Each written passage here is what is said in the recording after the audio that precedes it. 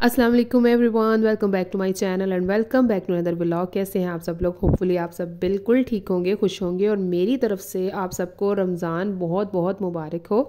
तो मैं आज अफ्तारी के लिए बनाने लगी हूँ कुछ रेसिपीज़, तो सोचा आपसे भी शेयर करती हूँ। तो फर्स्ट ऑफ़ ऑल ये पोटैटो पिन व्हील्स हैं। इसकी रेसिपी बहुत ही ईजी है। इसके लिए मैंने half kg boiled mashed potatoes लिए हैं। इसमें मैंने थोड़ी सी बंद गोभी और श्रेडेड बॉयल्ड चिकन ऐड किया है और सिर्फ 3 इंग्रेडिएंट्स हैं। Half teaspoon chilli flakes, half teaspoon salt और हाफ़ टी स्पून ही मैंने इसमें ब्लैक पेपर ऐड करके इसको अच्छे से मिक्स करके एक बॉक्स में डाल के अलग रख लूँगी।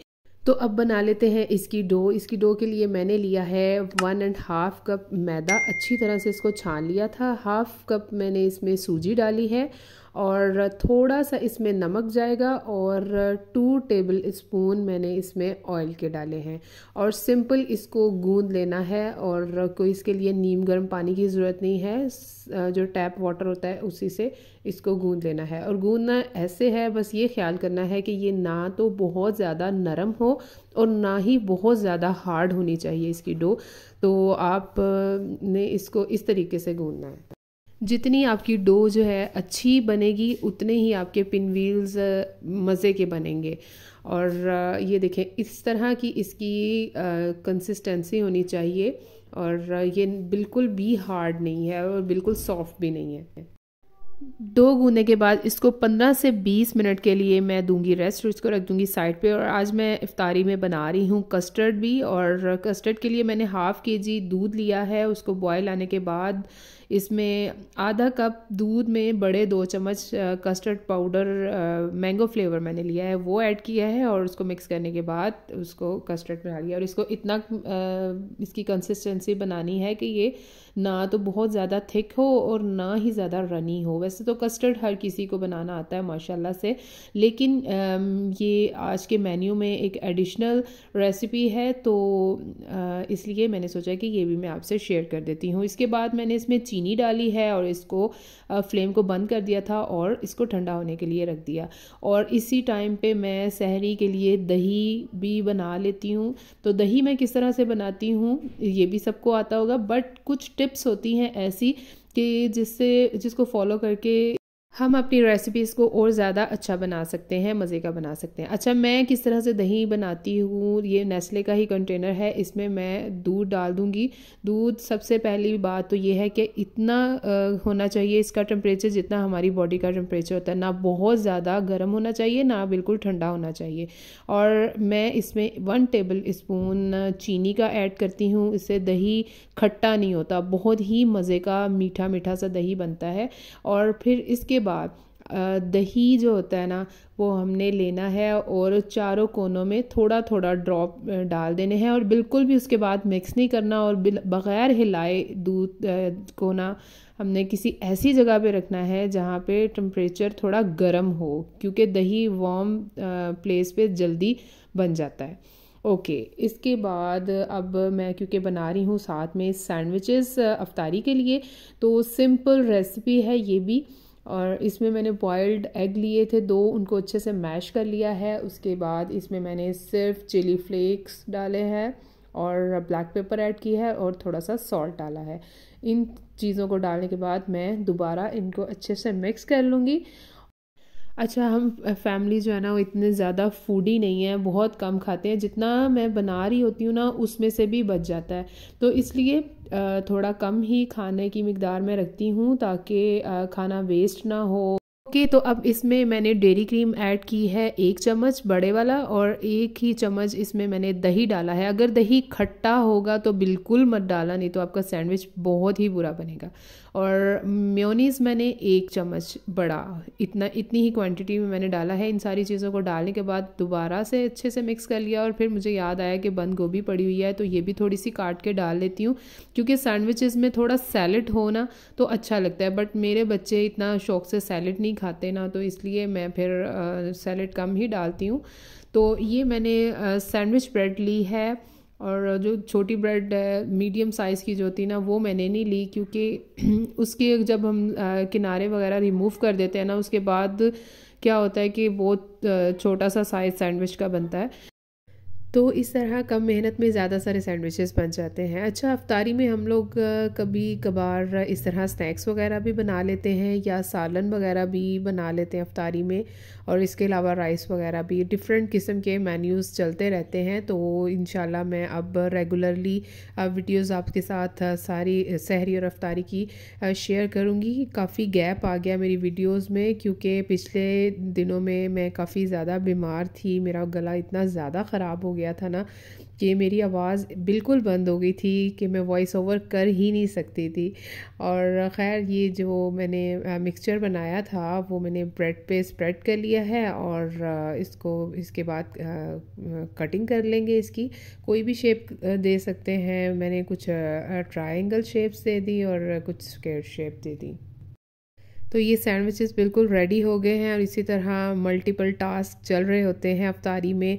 आप भी मुझे कमेंट्स बॉक्स में बताना कि आप किस तरह की अफ्तारी करते हैं और क्या क्या बनाते हैं। और कस्टर्ड भी ऑलमोस्ट ठंडा हो गया था, तो जब ये ठंडा हो जाएगा ना, बिल्कुल रूम टेम्परेचर पे आएगा, फिर हमने क्रीम डालनी है। पहले मैं यही मिस्टेक करती थी कि गरम ही होता था कस्टर्ड और उसमें क्रीम ऐड कर देती थी, तो वो फ्लेवर नहीं आता था क्रीम का ना, क्योंकि वो मेल्ट सी हो जाती है और उसका फ्लेवर बिल्कुल चेंज हो जाता है। अच्छा, इसमें मैंने 2 से 3 बड़े चम्मच क्रीम के डाले हैं, और ये पॉइंट जो है ना, ये तो लाजमी करना है। कस्टर्ड में क्रीम डालने के बाद इसको 5 मिनट के लिए बीट कर लेना। तो जैसे शादियों पे हम कस्टर्ड खाते हैं तो कितना मज़े का लगता है, एक स्मूथ सा एक टेक्सचर होता है कस्टर्ड का। बीट करने से ना ये सेम वैसा ही टेक्सचर और वैसा ही टेस्ट होगा इसका। तो ये तो लाजमी आप ये ट्राई करना, और आपको बहुत फ़र्क महसूस होगा अगर आप बीट नहीं करते और वैसे ही क्रीम डाल के तो उसको मिक्स कर लेते हैं। तो कस्टर्ड और क्रीम का एक स्मूथ सा टेक्सचर रेडी हो गया था। अब मैं एक बाउल में इनको सेट कर लेती हूँ। तो ब्रेड के मैंने स्क्वायर शेप में स्लाइसेस बना लिए थे, तो ये मैं इसी तरह एक लेयर सरफेस पे लगाऊंगी बाउल के, और इसके ऊपर मैं कस्टर्ड को पोर कर दूंगी। समटाइम हर चीज़ अवेलेबल नहीं होती घर में, तो ये ब्रेड के साथ भी बनाया जा सकता है। सम टाइम एकदम से मेहमान आ जाते हैं और समझ नहीं आ रही होती कि मीठे में क्या बनाएं, तो सिर्फ ये 2 से 3 इंग्रेडिएंट्स हैं, इससे बहुत ही मज़े की रेसिपी आपकी बन सकती है। तो बल्कि बच्चों को ये इतना ज़्यादा पसंद आया था कस्टर्ड कि हमेशा मैंने जब भी कभी बाउल में कस्टर्ड बनाया तो थोड़ा सा खाया बच्चों ने, और बाकी फ्रिज में 2-2 3-3 दिन पड़ा रहता था।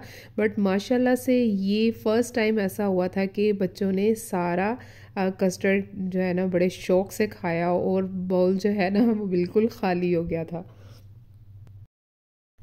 और फिर इसी पैकेट वाली क्रीम से मैंने थोड़ी सी इसकी प्रेजेंटेशन कर ली ताकि बच्चों को अट्रैक्टिव लगे और बच्चे शौक शौक से खा लें। और इसके बाद मैंने इसको फ्रिज में रख दिया ठंडा होने के लिए। तो आजकल मौसम काफ़ी चेंज हो गया है, इसलिए मैंने इसको ज़्यादा ठंडा नहीं किया, सिर्फ 1 घंटे के लिए ही मैंने फ्रिज में रखा था। ओके, तो अब पोटैटो पिनव्हील्स को डन कर लेते हैं। जो डो मैंने गूंद के रखी थी उसको तकरीबन 15 से 20 मिनट हो गए हैं, तो अब इसको मैं बेल लूँगी। लेकिन उससे पहले मैंने काउंटर को किया है अच्छे से साफ़, और उस पर मैदा डस्ट कर लिया है। और जितनी क्वांटिटी मैंने ये इन इंग्रेडिएंट्स की ली थी उस हिसाब से इसके 2 पेड़े, जितने रोटी के पेड़े होते हैं ना उतने बना लेने हैं। और इस क्वांटिटी में मेरे तकरीबन 20 से 22 पोटैटो पिनव्हील्स बन गए थे। और कोई मुश्किल नहीं है, एक सेम जिस तरह रोटी बनाते हैं ना वैसे बना लेनी है। बस इसमें कमाल सिर्फ ये है कि आपने बस डो अच्छी बना लेनी है, जिस तरह आप ये देख रहे हैं कि कितनी ज़बरदस्त डो बन गई है। और इसके बाद जो आलू का मटेरियल मैंने बनाया था वो इस पे किया है स्प्रेड, और इसको हल्के हाथ से प्रेस कर लेना है ताकि ये फटे ना। उसके बाद एक स्विस रोल की शेप में इसको हमने इस तरह से रोल कर लेना है। और पोटैटोज़ के अलावा इसमें चिकन की भी स्टफ़िंग की जा सकती है। इसके अलावा कीमा या मिक्स वेजिटेबल्स की भी स्टफ़िंग की जा सकती है। जो चीज़ें घर में अवेलेबल हों उसकी आप स्टफ़िंग कर लें। और इसके बाद मैंने इसको इस तरह थ्रेड की हेल्प से कटिंग कर ली है। नाइफ़ से भी की जा सकती है, बट नाइफ़ से क्या होता है कि जितनी इसकी स्टफिंग है ना वो बाहर आ जाती है। ये देखें कितनी परफेक्टली इस तरह थ्रेड से इसकी कटिंग हुई है। उसके बाद हाथों की हेल्प से इसको थोड़ा प्रेस कर लेना है और इसको पिन व्हील की शेप दे लेनी है। और इसी तरह मैंने इसकी 1 बाय 1 कटिंग कर ली है। और इसी तरह हम ज़्यादा सारी क्वांटिटी में बना के इसको फ्रीज़ भी कर सकते हैं, और जब कभी ज़रूरत हो या कभी स्नैक्स के तौर पे या फिर बच्चों को कभी भूख लग रही है तो ये बच्चों को फ्राई करके दे सकते हैं। या फिर अगर आप ऑयल में नहीं बनाना चाहते तो इसको एयर फ्रायर में भी बनाया जा सकता है। काम करते करते टाइम का पता भी नहीं चला और अफ्तारी में सिर्फ आधा घंटा रह गया है, और इसलिए मैंने अपनी थोड़ी स्पीड भी तेज़ कर दी है। और हालांकि जितना मर्ज़ी भी टाइम से काम स्टार्ट करें ना, लेकिन फिर भी अफ्तारी तक काम ख़त्म नहीं होते। तो अभी ये सारे पिन वेल्स मैंने बना लिए थे और इनको हाथ से प्रेस करके शेप भी दे ली है, और अब जस्ट इनको फ्राई करना है। और अब मैं फटाफट से खजूरें भी रेडी कर लेती हूँ, क्योंकि 10 मिनट रह गए हैं अफ्तारी में। और खजूरें कैसे रेडी करती हूँ, जस्ट इसमें से मैंने निकालनी है गुठलियाँ, और कभी मैं इसमें मलाई की स्टफ़िंग कर देती हूँ, या अगर मेरे पास पैकेट वाली क्रीम अवेलेबल हो तो वो उसकी स्टफ़िंग कर देती हूँ। इससे एक ये मज़े की डिलाइट बन जाती है और सब शौक़ से खा लेते हैं। तो इसके बाद मैं ये टेबल पे रख दूँगी। और अब जल्दी से पोटैटो पिन व्हील्स की कोटिंग भी रेडी कर लेती हूँ। कुछ इसमें स्पेशल नहीं है, सिर्फ मैंने 2 बड़े चम्मच मैदा लिया है, उसमें थोड़ा सा सॉल्ट डाला है और पानी डाला है, और इसको इस तरह का इसका टेक्सचर बनाना है कि बिल्कुल ये रनी सा हो और इसमें अच्छे से इसकी कोटिंग हो जाए। इसको मैंने मिक्सचर को अच्छे से मिक्स कर लेना है ताकि इसमें कोई गुठली ना रहे। और ऑयल मैंने रख दिया है तकरीबन मीडियम से लो फ्लेम पे रखना है, बहुत हाई फ्लेम नहीं रखना।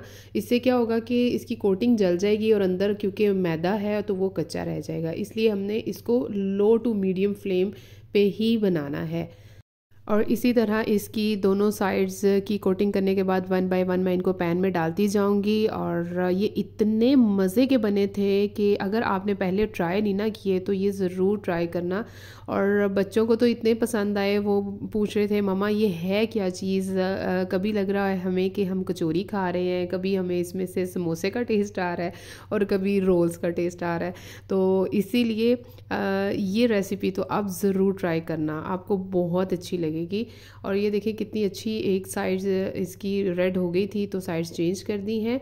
और तो फाइनली इन पे बहुत ही अच्छा कलर आ गया है और ये अंदर से और बाहर से अच्छे से कुक हो चुके हुए हैं। तो अब मैं इनको स्ट्रेनर में डालूँगी ताकि इनका जितना एक्स्ट्रा ऑयल है वो निकल जाए। और हमारे मज़ेदार पोटैटो पिन व्हील्स भी रेडी हैं। और अब मैं निकाल लूँगी इनको सर्विंग प्लेट में। और इतनी कोशिश के बावजूद अज़ानें हो गई हैं और अफ्तारी हो चुकी हुई है, तो जल्दी से मैं अब ये सारी चीज़ें टेबल पे सेट कर लूँगी।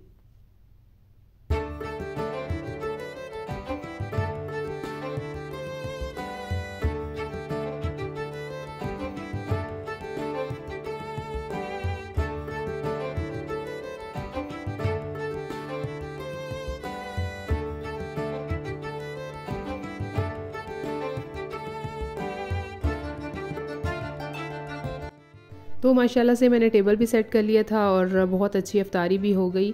और इस बार मैंने टीवी लाउंज में ना रमज़ान मुबारक की एक्साइटमेंट में एक कॉर्नर सेट किया, और ये कुछ DIY डेकोरेशन आइटम्स हैं जो कि मैंने ख़ुद बनाई हैं। और क्योंकि मुझे आर्ट का भी बहुत शौक़ है, और पहले मैंने मार्केट का भी विज़िट किया था और रमज़ान से रिलेटेड मुझे कोई आइटम्स मिल जाती, बट हमारे यहाँ कंट्री में इतना कोई ट्रेंड नहीं है डेकोरेशन का।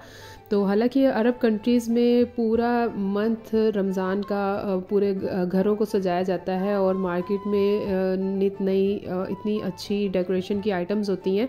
तो खैर मुझे नहीं मिली, तो मैंने यही डिसाइड किया था कि चले मैं ख़ुद ही बनाती हूँ। और मुझे बहुत अच्छा लगा सारी चीज़ें ख़ुद बना के। मेरा एक तो टाइम बहुत अच्छा गुज़रा, और दूसरा एक ख़ुशी होती है जब आपकी कोई तारीफ़ करता है कि ये आपने बहुत अच्छा बनाया है। और बच्चे भी बहुत ज़्यादा खुश थे मेरे साथ, वो भी मिलके ये सारी चीज़ें बनाते रहे और एक कॉर्नर इतना अच्छा सेट हो गया ना।